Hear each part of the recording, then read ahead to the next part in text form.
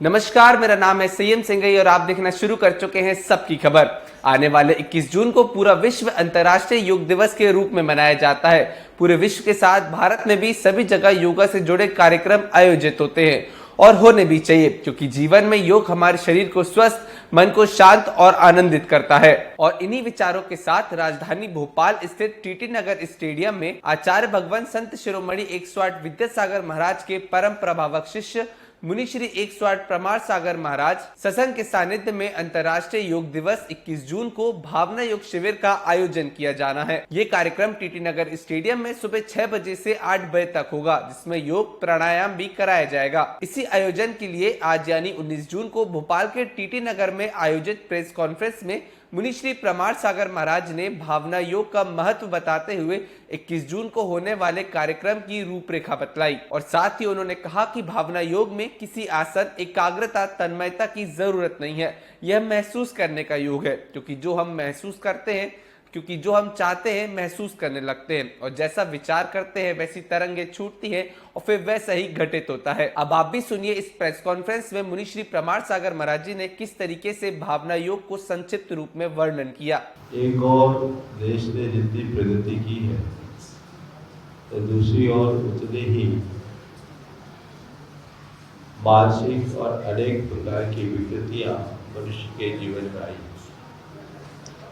ये सब विकृतियां जब तक हमारे जीवन में रहेंगी, व्यक्ति, समाज सभी दुखी रहेंगे।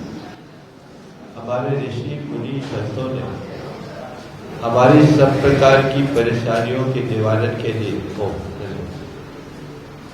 अनेक प्रकार की साधना पद्धतियां हम सबको दी है। योग उसका एक बहुत बड़ा माध्यम है। योग के संदर्भ में कहा जाता है योगः कर्मसु कौशलम्। हालांकि जब कभी भी हम योग की बात करते हैं तो प्रायः हमारा ध्यान योगासनों पर केंद्रित हो जाता है, लेकिन भारत की परंपरा में योग का संबंध सिर्फ आसन प्राणायाम तक सीमित नहीं है। भारत में योग एक बड़ी उत्कृष्ट परिणति। योग का मतलब है जो हमें हमारे अंदर के परमात्मा से जोड़ दे, उसका नाम योग है। जीव को परमात्मा से जोड़ दे, आत्मा को परमात्मा से जोड़ दे, उसका नाम योग। योग का अर्थ ही होता है जोड़ना। और भारत में योग की अनेक विधाएं प्रचलित हैं। आने वाले अंतर्राष्ट्रीय योग दिवस के दिन लोग अलग अलग तरीके से योग को संपन्न भी करेंगे, विशेष रूप से सामूहिक रूप से। उन सबके मध्य भावना योग का एक अलग स्थान है। भावना योग का मतलब है भावनाओं का योग। हमारा संपूर्ण जीवन हमारी भावनाओं से नियंत्रित और संचालित होता है। हमारी जैसी भावना होती है वैसा हमारा जीवन होता है। संस्कृत में एक बड़ी पुरानी उक्ति है, यद भावते तद भवति। हम जैसी भावना भाते हैं हमारा वैसा जीवन बनता है। हमारे जैसे भाव होते हैं वैसे विचार होते हैं, जैसे विचार होते हैं वैसी प्रवृत्ति होती है, और जैसी प्रवृत्ति होती है वैसा हमारा चरित्र होता है। यदि हम अपने चरित्र को ठीक करना चाहते हैं तो भाव को ठीक करें। भाव जगत से ही सब कुछ निर्मित होता है। हम अच्छा बुरा जीवन सब कुछ अपने भावनाओं से विकसित कर सकते हैं। तो जब भावनाओं की गहराई में उतरते हैं तो भावनाओं से हमारे शारीरिक, मानसिक और चैतसिक तीनों प्रकार के स्वास्थ्य का लाभ लिया जा सकता है। हमारी अच्छी बुरी भावनाओं का हमारे शरीर के अंतःस्रावी ग्रंथियों पर बड़ा गहरा असर पड़ता है, और जब हम अच्छी भावनाएं भाते हैं हमारे शरीर की अंतःस्रावी ग्रंथियां अच्छा काम करना शुरू करती है तो हमारे शारीरिक स्वास्थ्य को ठीक करता है। जब हमारी भावनाएं अच्छी होती है तो हमारे अंदर के रसायनों में भी परिवर्तन होता है और हमारे सारी मनोकायिक विकृतियां भी दूर होती है। आज ये मनोविज्ञान के क्षेत्र में कहा जाता है कि हमारे अवचेतन मन में जो कुछ हम अंकित करते हैं वही हमारे चेतन मन के द्वारा व्यक्त होता है। हम जैसे भावनाओं के संस्कार अपने चित्त में डालते हैं वैसा हमारा जीवन व्यवहार बन जाता है। यूं कहें कि हम जैसी भावनाओं का बीजारोपण करते हैं वैसा व्यक्तित्व उससे फल पाता है। तो हम अगर अच्छी भावनाएं भाएं और उनकी बार बार वैसी आवृत्ति करते हैं, व्यक्तित्व में एक अलग प्रकार का निखार उत्पन्न होता है जो हमारे भावी जीवन को अच्छा बनाता है। हम भावना योग के माध्यम से अपने सब प्रकार के मनोकायिक विकृतियों को दूर कर सकते हैं, जैसे चिंता है, डर है, अवसाद है और अन्य प्रकार के जितने भी इस तरह के मनोविकृतियां हैं, नियमित भावना योग करने से उसे बहुत आसानी से दूर किया जा सकता है। इसी तरह भावना योग से हम अपने चैतसिक विकारों को बहुत ही सहजता से दूर कर सकते हैं। हम अगर नियमित भावना योग करते हुए अपनी चेतना को कुछ आत्म सुझाव दें तो क्रोध, ईर्ष्या, घमंड, अधीरता जैसी दुर्बलताओं को बहुत आसानी से दूर कर सकते हैं और अपने आप को आध्यात्मिक रूप से बहुत समर्थ और समृद्ध बना सकते हैं। भारत में यह साधना बहुत प्राचीन काल से चलन में रही है और हमने उसकी एक पुनर्व्याख्या की है ताकि लोग उसे समझकर अपने जीवन में आत्मसात करें। भारत की संपूर्ण साधना का मूल लक्ष्य अपने भीतर के परमात्म तत्व को प्राप्त करना है। भारत की साधना कहती है, भावना योग कहती है कि तुम जो होना चाहते हो, जो पाना चाहते हो, हर पल उसकी भावना भाओ। और जब हम हर पल उस प्रकार की भावना भाएंगे तो हम एक न एक दिन उस तत्व को प्राप्त कर लेंगे। यदि तुम परमात्मा हो तो हर पल ये मानो कि मैं परमात्मा हूँ, मैं परमात्मा हूँ, मैं परमात्मा हूँ। अहम ब्रह्मस्मि, सोहम सोहम सोहम। इस बात को बार बार दोहराकर हम अपने भीतर वो भाव विगत कर सकते हैं, जन्म कर सकते हैं, उस भाव को जन्म दे सकते हैं जिसके बल पर हम परमात्मा बने का अनुभव कर सके। ये भावना योग के मूल का सार है कि हम यदि अपने आत्मा में डूबना चाहते हैं तो हर पल अब मैं परम आत्मा हूँ, मैं शुद्ध आत्मा हूँ, मैं विशुद्ध आत्मा हूँ, इसकी भावना भाए। और ये हमारे योगियों, ऋषियों, मुनियों ने हमेशा से ये करते किया है और उसी की साधना को आज हमने इस रूप में प्रस्तुत करने की कोशिश की कि हर व्यक्ति से अपना कर अपनी सब प्रकार की समस्याओं का निवारण कर सके, वह तन से स्वस्थ रह सके, मन से मस्त हो सके और अपनी चेतना को पवित्र बनाकर अपने जीवन का आनंद ले सके, रस ले सके। अंतर्राष्ट्रीय योग दिवस पर 21 तारीख को भावना योग का यह आयोजन जो बृहद पैमाने पर यहाँ पर दिगंबर जैन पंचायत ट्रस्ट और गुणवंतर परिवार भोपाल के द्वारा आयोजित किया गया है। मैं उसके माध्यम से एक ही बात आप सब तक पहुँचाना चाहूँगा कि लोग योग के प्रति जागरूक हों और यह एक जो सहज साधना है जिसके बल पर हम अपने जीवन में चमत्कारी परिणाम घटित कर सकते हैं, उसका लाभ लें। अनेक लोग शारीरिक मानसिक विकृतियों से मुक्त हुए हैं और अपने चेतना के स्तर को निर्मल बना सके हैं। हम विशेष रूप से इसकी चर्चा उसी समय करेंगे। अभी साल में मैंने आप सब तक ये बात कही, यदि इस संदर्भ में आप कुछ पूछना चाहें तो मैं प्रस्तुत हूँ। भावना योग में केवल भावनाएं भाई जाती हैं, कुछ विशेष प्रकार के वाक्यों को बार बार दोहराया जाता है, उस तरीके से आभास करते हुए महसूस करते हैं।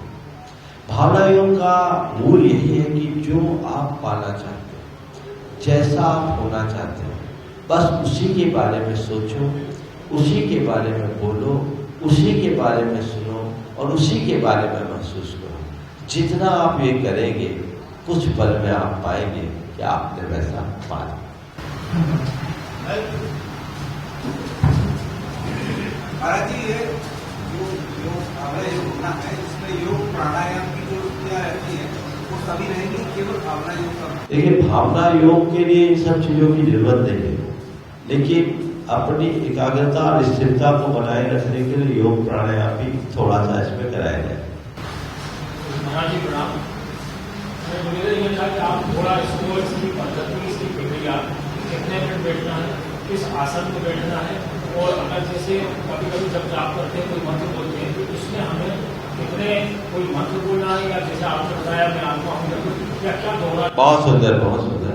देखिए, भावना योग की सबसे बड़ी विशेषता है न तो इसमें किसी आसन की अनिवार्यता है, को बंधन है, न एकाग्रता की बात है, न तन्मयता की बात है। इसमें तो भावना योग एक प्रकार का गाइडेड मेडिटेशन जैसा है।